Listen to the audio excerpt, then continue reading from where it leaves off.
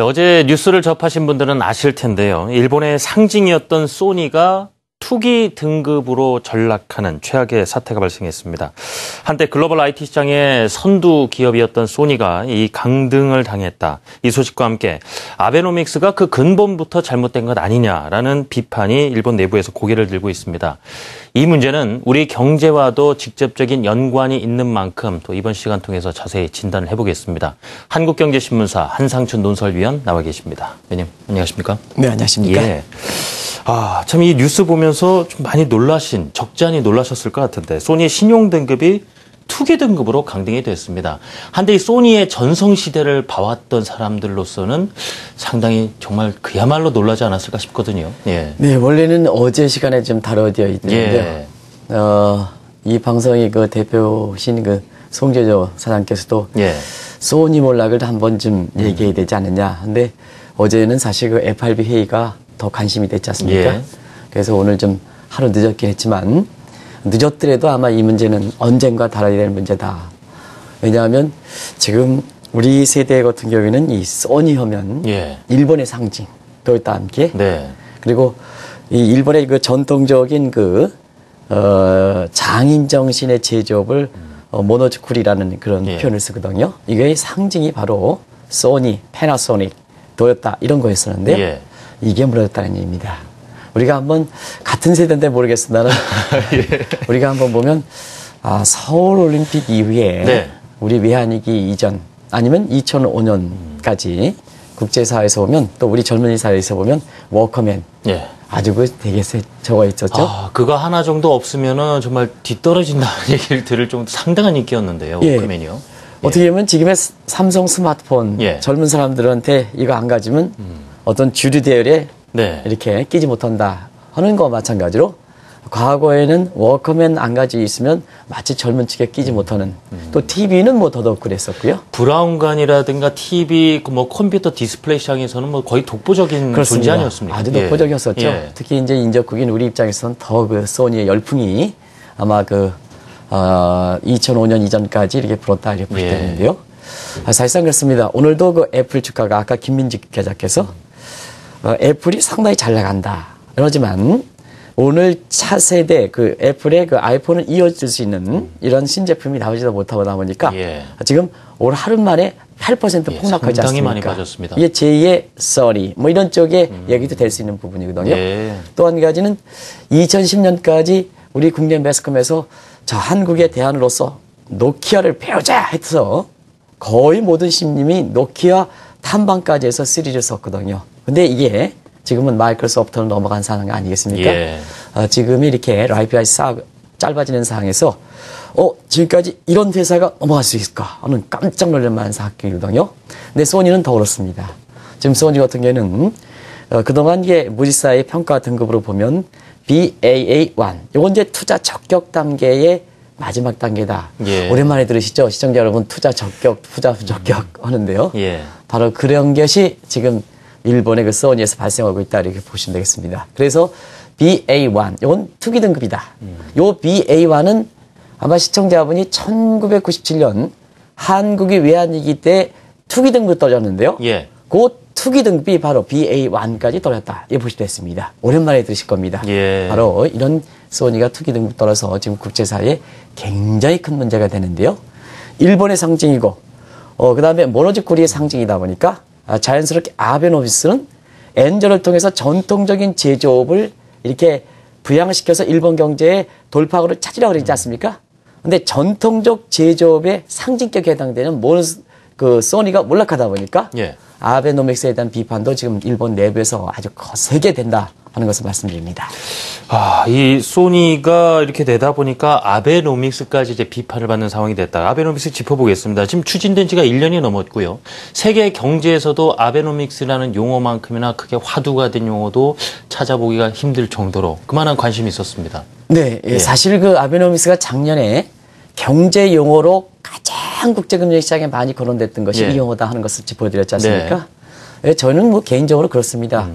일본의 그 지금 여러 가지 한국을 좀 아프게 하는 사건들이 많기 때문에 제발 좀 아베노믹스라는 것은 머릿속에 좀 사라졌으면 뭐 성과 여부를 떠나서 근데 이 소니 때문에 다시 또 불러지는 것 같습니다. 그래서 이렇게 지난 그 1년 이상 동안에 이렇게 많은 그 국제금융 시장에 관심을 불러일으켰던 이런 아베노미스가 소니의 몰락을 계기로 해서 다시 한번 재점검되고 있는데요. 사실 그렇습니다. 이렇게 국제사회에서 이렇게 불러일으켰던 것은 그만큼 아주 인위적인 조치다. 예. 일본만이 생각하는 조치다. 이렇게 해서 평가에 있어서는 일본 내부에서는 작년 상반기까지는 좋았습니다. 잃어버린 20년을 그 돌파할 수 있는 마지막 그 돌파구다. 네. 그리고 카마카즈의 심펑이 고 아베 총리가 이렇게 기대를 충족시킨다. 그리고 네. 실제적으로 보면 일본이 상반기에 주가도 좋았고 그다음에 경기도 좋지 않습니까? 그러나 작년 그 참여 선거 이후에 한국경제TV 방송을 통해서 몇 차례 걸쳐서 네. 점검해 드렸습니다는 사실 이게 성공 가능성은 상당히 어렵지 않느냐 하는 과정에서 일본 내부에서도 지브리의 저지라든가 세 가지 독배설 내용은 아실 겁니다. 시간 관계상 줄이겠습니다. 네. 그런 것 같아서 작년에 그 1년을 맞으면서 잃어버린 30년 가능성이 처음으로 제기됐고요. 일본의 상징이 연초부터 딱 몰락으로 되다 보니까 이제 일본 내부에서 이러다간 일본의 잃어버린 30년이 오는 게 아니냐 해서 저주에서 독배에서 일본에서 가장 안 좋은 네. 잃어버린 30년 가능성이 제기될 정도로 아베노미스가 시간이 가면 갈수록 상당히 부정 효과가 많이 나온다. 이렇게 볼 때 있습니다. 그 시간이 지날수록 부정의 효과가 나온다. 좀 더 자세히 들어가세요. 이제 시기상으로 아베노믹스에 대한 효과를 좀 평가해 볼 때도 분명히 됐기 때문에요.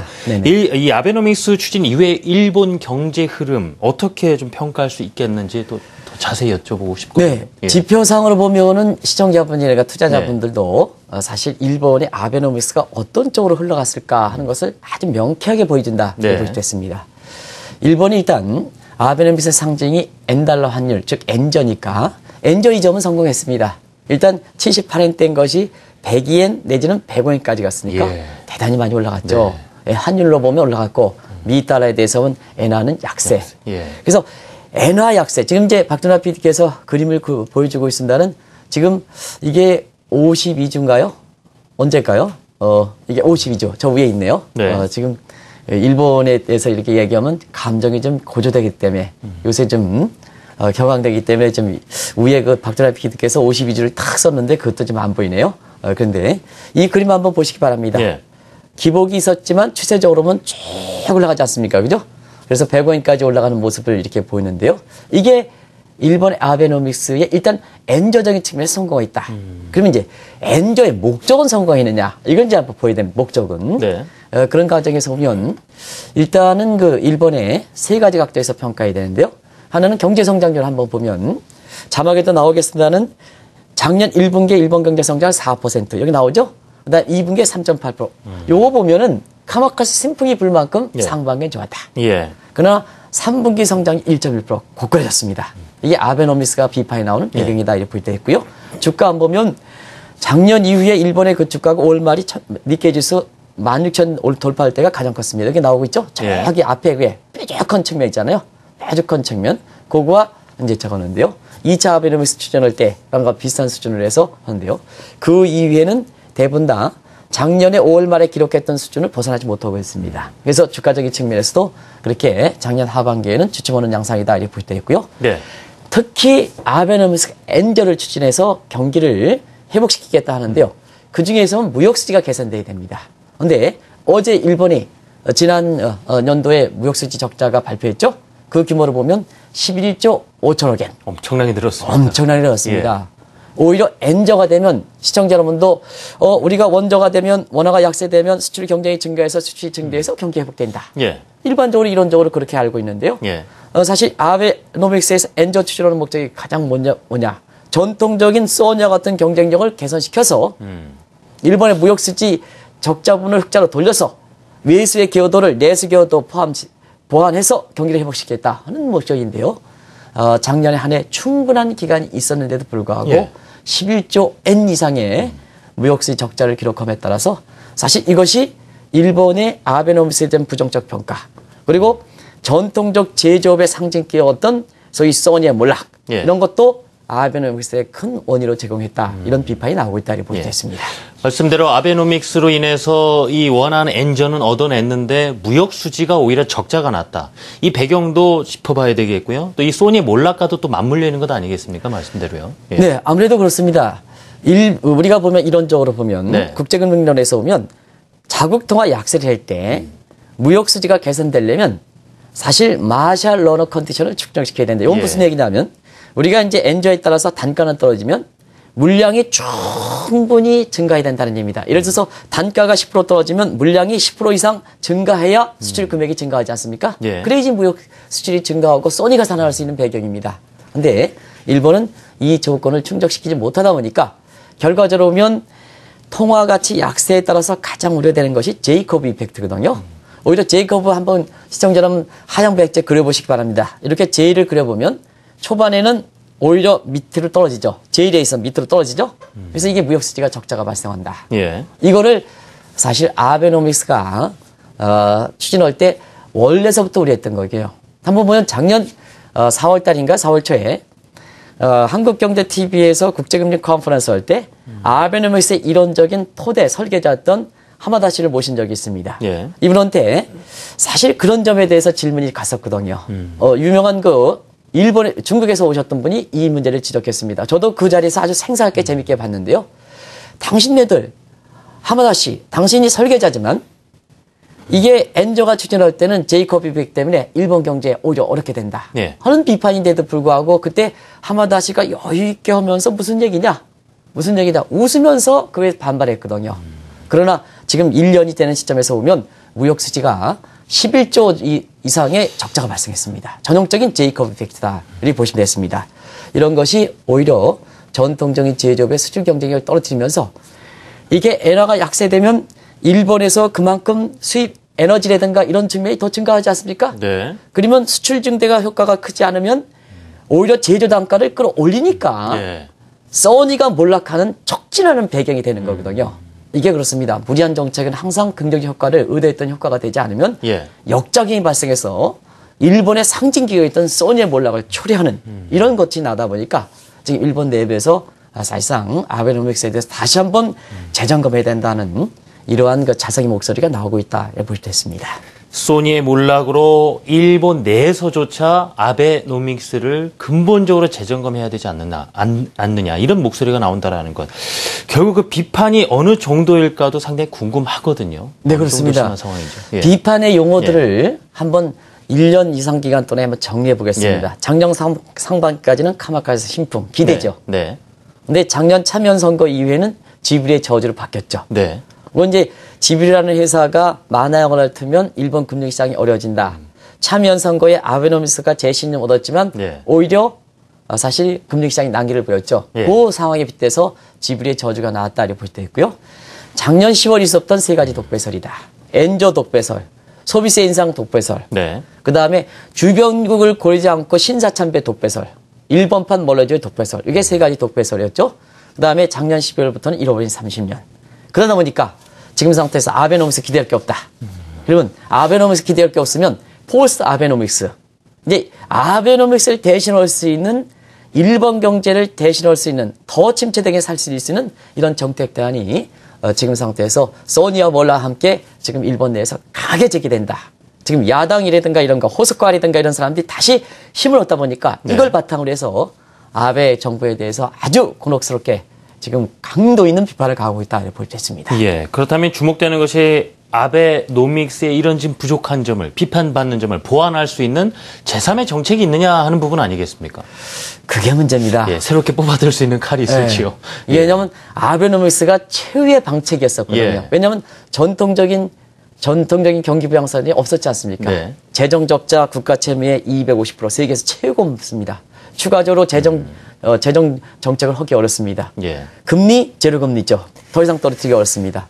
이런 상태에서 윤정기를 쌩쌩 돌리는 한나라의 윤정기를 경제 상황 가지 않고 녹슬었던 윤정기를 쌩쌩 돌릴 만큼 이런 상황이 됐다는 것은 그만큼 궁여직책 속에 마지막으로 나온 대책이 아베노믹스인데 이게 지금 축을 잃었다는 얘기입니다.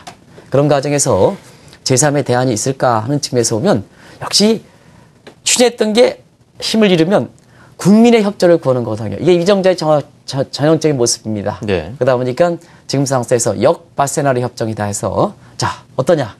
아베 정부 비판이 가자니까 일본 기업의 문제입니다. 예. 써니 같은 기업한테 자 당신네들 엔화 약세에 의해 가지고 채산성이 확대됐으니까 왜 근로자재 안 주냐. 근로자 임금을 줘야 근로자다 쓰고 소비가 증가하니까 경기 회복되지 않느냐. 그렇죠. 탓하는 거 되거든요. 나는 엔화 약세를 위해서 30% 정도 절하시켰으니까 수출기업 당신네들은 이익을 받지 않았느냐.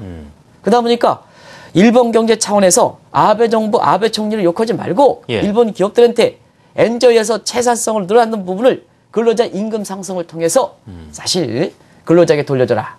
근데요. 지금 뭐 일본 정부, 아베 정부에 대해서 신뢰가 떨어진 판이고 미래에 대해서 불확실한 판에 일본 기업인들 돈이 이렇게 벌렸다고 해서 근로자에게 넘겨주겠습니까? 프로모노 퍼블리커 이렇게 정책 공조를 할 수 있는 이런 표대가 안 됐다는 얘기입니다. 예. 왜냐? 중요한 축인 아베 정부의 신뢰가 떨어진 상태에서 무슨 거기에 대고 정책 당국에 대해서 신뢰가 떨어진 상태고 일본 국민들이든 일본 기업인들 그때 협조하겠습니까?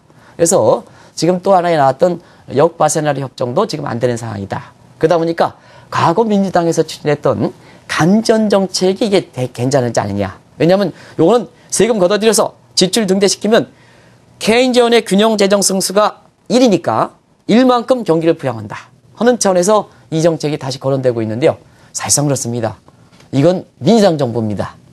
일본에서는 야당과 여당의 대립이 확실하거든요. 네. 그러면 집권당인 자민당 입장에서 이게 아무리 좋은 정책이라 지금 대안이 될 수 있다 하더라도 자기 자존심을 구기는 모습이니까 아베 총리 보십시오. 중국이라든가 이런 데서 보면 갈등된다 하더라도 자기 의지를 굽히고 있습니까? 굽히지 않지 않습니까? 그렇기 때문에 이거 어렵다. 자, 그러면 일본 경제 어려운 겁니다. 그러다 보니까 지금 상태에서 되돌릴 수 없다. 네. 2차로 윤전기 다시 쌩쌩 가동시키자. 부작용이 나오는데도 불구하고 여기서 추가적으로 엔저 방안 이런 것이 지금 구로다라든가 아베 총리가 서로 합작을 해서 우리 후퇴하면 아베 총리가 경우에 따라서는 정권 교체라든가 이런 것까지 맞물리다 보니까 지금은 결과적으로 보면 밀고 갈 수 없다. 독도 문제도 밀고 갈 수 없다. 일본의 중국과의 쌩까급을 밀고 갈 수 없다. 구체적으로 비판이 있긴 하지만 그러나 지금 상태에서 보면 그런 정책들이 지금 미국도 돌아가는 등 돌리는 상황 아니겠습니까? 예. 이런 상황까지 지금 되고 있다는 걸 말씀드립니다. 이 엔저를 이제 주시하고 있는 우리나라 입장에서도 얼마 전 일본 중앙은행의 통화정책회의에서 정책 변화가 있을 것인가 상당히 관심을 가졌었는데 일단 기존의 기조를 유지하기로 했었고 이제 이런 궁지에 몰린 상황에서 다시 한번 일본이 추가적으로 윤전기를 돌린다. 우리 경제 입장에서는 지금 가장 우려되는 것이 제2차 엔저 공습 아니겠습니까? 이런 우려는 이제 연초에도 가시화됐었는데요. 추가 엔저 리스크 가능성 부분 하고요. 또 국내 영향 부분도 점검해 주셨으면 합니다. 네, 이 문제가 이제 상당히 중요한 것은 단순히 소니의 몰락으로 이렇게 끝나는 게 아니라 경우에 따라서는 이렇게 구멍성에 몰린 쥐가 마지막 발버둥 듯이 아베노믹스의 여러 가지 한계를 부딪힘에 따라서 이게 지금 인정하는 게 좋은데요. 인정하지 않고 다시 한번 드라이브 시킬 경우에는 국내 증시에서도 작년 12월 달에 2차 아베노믹스에 출연할 것이다 하는 그 때문에 사실 100엔당 1000엔 밑으로 떨어지면서 국내 증시에서 엔저 쇼크가 발생했지 않습니까? 근데 이런 것이 지금 말씀하신 대로 다행스럽게 1월 일본 중앙은행 회의에서 기존 통화 정책을 유지했고 지켜보자.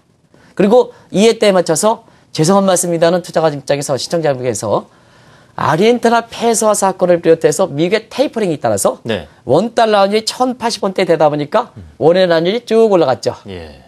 그런 문제 때문에 지금 엔저 쇼크 문제가 국내에서 증시에서 좀 풀리는 기미거든요. 이게 우리나라 요인에 의해서 풀린 건 아닙니다. 그런 상태에서 보면 사실상 지금 2차 아베노믹스가 추진한 것은 굉장히 관심인데요. 한 가지 말씀을 드리면 지금은 아베노믹스가 기대가 떨어졌다. 그러면 2차 아베노믹스가 추진하면 사실상 일본 경제가 살아나느냐? 안 살아난다. 일본 경제 안 살아나면 어떻게 될 것이냐? 엔화가 약세가 되는 게 정상인데요.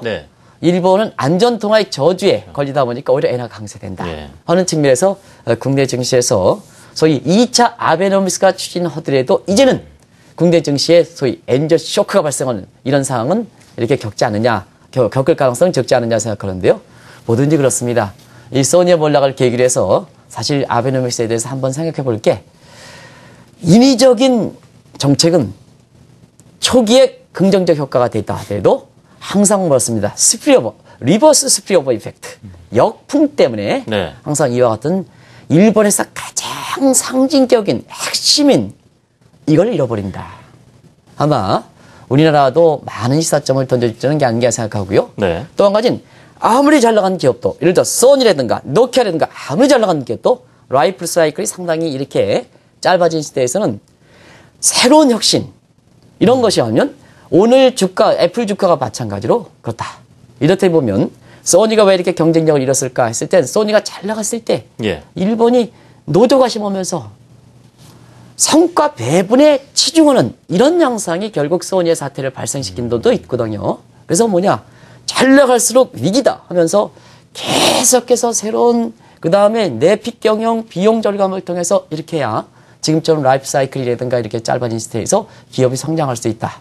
조금 주춤하면 성과를 배분하는 이런 식으로 해서 주춤은 아무리 잘 나가는 기업도 노키아도 보십시오. 2010년까지 그랬지 않습니까? 예. 우리나라도 지금 뭐 여러 가지 내가 이름을 명칭은 하지 않겠습니다는 그분들 전부 뭐냐 2011년까지 전부 다산 경영상이라든가 이런 사람 경영상을 찾은 사람입니다. 이게 뭐냐 후문 근로자라든가 뭔가 이런 사람이 위기 경영이라든가 이런 거 하지 않으면 금방 한순간에 몰락한다. 이게 소니의 교훈이 아닌가 생각됩니다. 네. 지금 아베노믹스라는 어떤 경제 여건상에 연관된 것 하지만 말씀대로 기업 자체로만 본다라면은 소니를 보고 참 시사하는 바가 많다라는 맞습니다. 부분이죠. 네. 참 과감한 구조 조정이 없었다는 얘기도 하고 워낙 이제 자기 표준만 고집하다 보니까 스스로 이 업계에서 도태됐다는 얘기도 여러 가지 나오고 있는데요.